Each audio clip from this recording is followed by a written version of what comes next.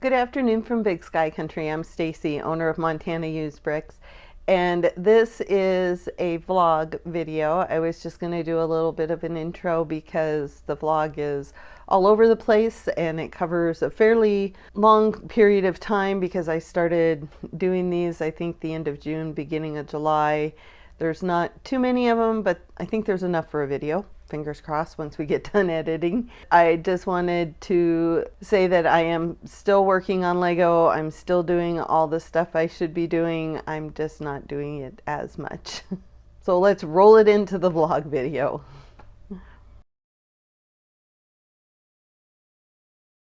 Good morning. I have not done one of these in ages. I think I've figured out that I've been a little bit burnt out on the business. We are finishing up our 10th year of having a Bricklink store, and that's a lot when you have a lot going on in your life and you're still working a full-time job and you've just got other interests besides Lego. And I think the last couple of months I've just been burnt out on the business. We haven't closed it down. We've continued to keep the store open and sell, but both my husband and I have really been kind of slacking off on adding things to inventory, so we've just been selling what's in there. I am slowly, very, very slowly, trying to get back in the swing of adding parts. And as you can see, I have some 1x1 bricks, a lot of 1x1 bricks that I need to sort through and make sure they're in good condition and get these added to my inventory. And as I said, I have kept my store open even though we really haven't done much. As you can see, it's been an okay year, not our best year by any means, but not our worst year either. And this month actually surprisingly has done really well. It started out really slow. I had 3 or 4 days where I had absolutely no orders, and then things picked up again, which I'm happy about. We still have 6 or 7 days left of the month, so hopefully we can get a few more orders in, especially since I know my husband has been adding some minifigure parts and I'm back to adding all the other type of parts. Yesterday, I received this message where they were requesting pictures of minifigure heads. So the message was, "Hi, if I can tell you which specific heads you have in your inventory, can you send a picture of them so I can see the general condition of them? They could be stacked and sent in one picture."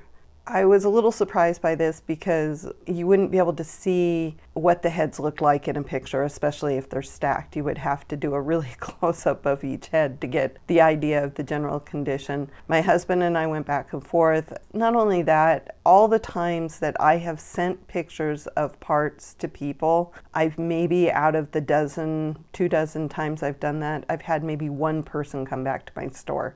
And I had read in the forums and comments before that a lot of people don't do that anymore for that reason. It takes time to take the picture and to get it emailed out. People rarely buy it after they see the picture. I didn't want to waste my time with this, but I wanted to give them a professional response, and this is what I came up with. Good morning. Because of how particular my husband is about minifigures, the minifigure heads we have in inventory are in great to excellent condition unless specified in the comments. With the heads that have comments, I don't think the scuffs or marks on the minifigure heads would show up in a picture. My husband sees the marks because he looks at the heads with a magnifying glass. If there are any heads with comments, I would be more than happy to describe the scratch scuff mark on the heads. And then I signed off with, "Thanks for your interest in purchasing from our store." This just got me to thinking. I was wondering what you guys would do in this situation. Would you get the list of minifigure heads, pull them out of your inventory, take pictures, email them, and put all those heads back in? Or would you send a response like this, or would you just ignore it? Put your comments below, because I would love to hear if I handled this correctly or not. Good morning. I actually have been working on inventory this week.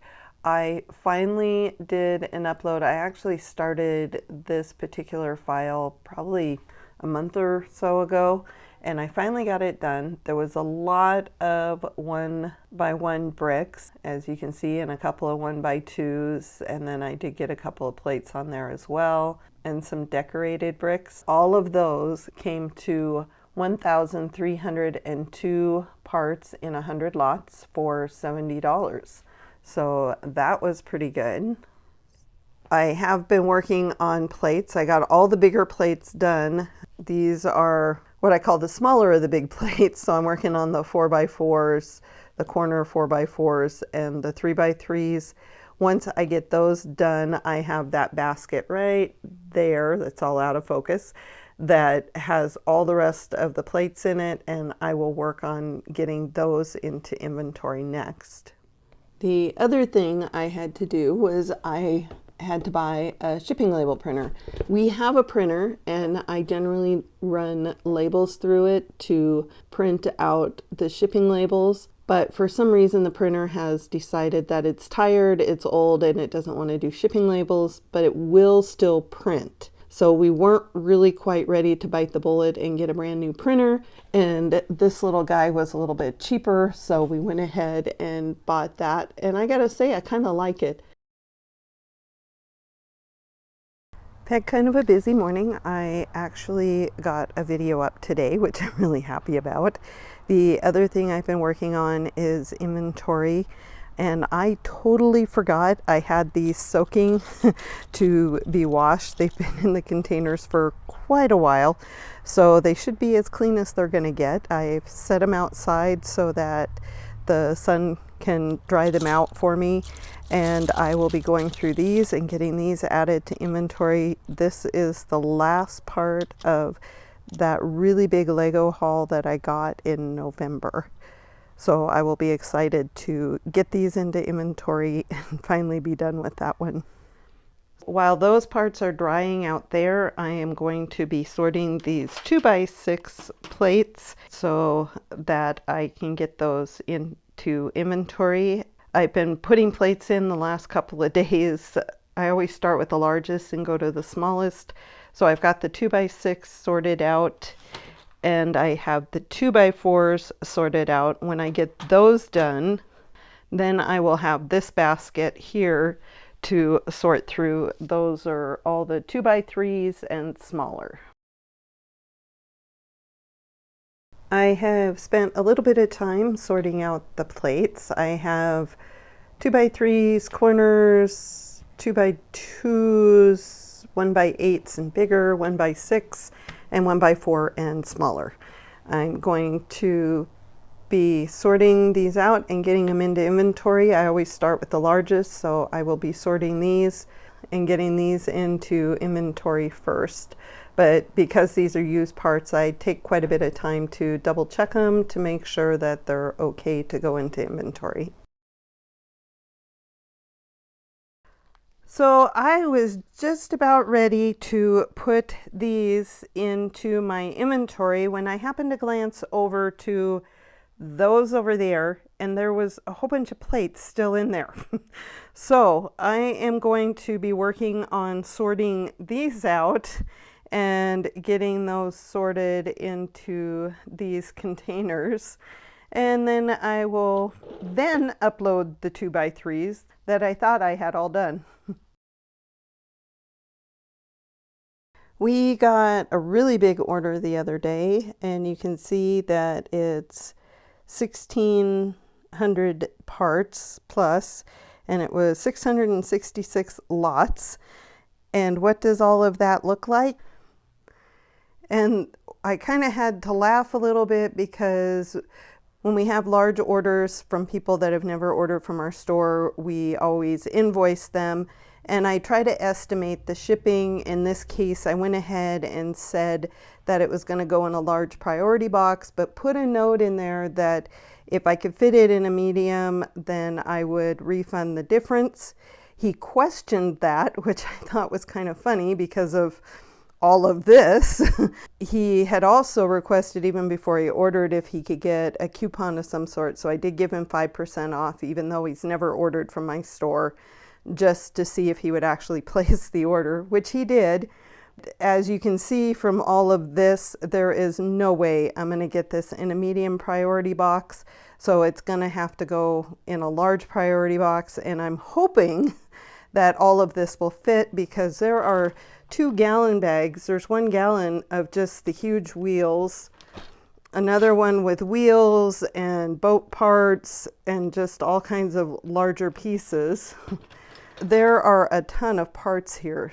I'm going to attempt to get them into a large priority box and get this in the mail. This particular order, my husband, we always print them out. It was like 30 pages by the time we finished it. It was 65 pages with both sides, but 33 pieces of paper. My husband and I talked about it and we're like, we're going to give ourselves a week to work on this. He worked on it all weekend to get the parts pulled, and I spent all of today double checking to make sure that everything was right. We are missing 3 parts, as you can see, which actually for an order this large is actually really good. I am going to put this in the box and hopefully the guy will be happy that it's coming early. He's probably going to question why I couldn't give him cheaper shipping. I think people who don't have a Bricklink store don't understand that the profit margin on Lego parts is not that much. You are paying 4 or 5 cents for a part that costs me 2 or 3 cents to buy. So there's not much of a profit on 90% of these. There's probably a couple in the minifigures and maybe the new parts that might be getting a little bit more profit, but overall it's not a lot, especially for all the work that goes in for pulling it. Good afternoon. I am working on getting some Lego into inventory as always. Today I'm working on some stuff that I got from a coworker 2 years ago. I'm that far behind on some of my Lego boxes that I've gotten from people. I do have a few things separated out. I have the tires and wheels. The bricks I'm still going through. These were really old Lego parts, so very few are ending up into the inventory. Hopefully I can at least get 1/4 of these into inventory. If not, I'll be able to sell them on Facebook Marketplace, so I'm not too worried. I'll recoup my money one way or the other. I haven't been doing inventory as much as I probably should. I've had some other things I've been working on. Hopefully I can get back into the swing of it. I hope you guys enjoyed this vlog video. I do have a favor to ask of you. It's not one you have to do, I'm just asking. I have another YouTube channel called the Ugly Grandma channel. I'll put the link down in the description below.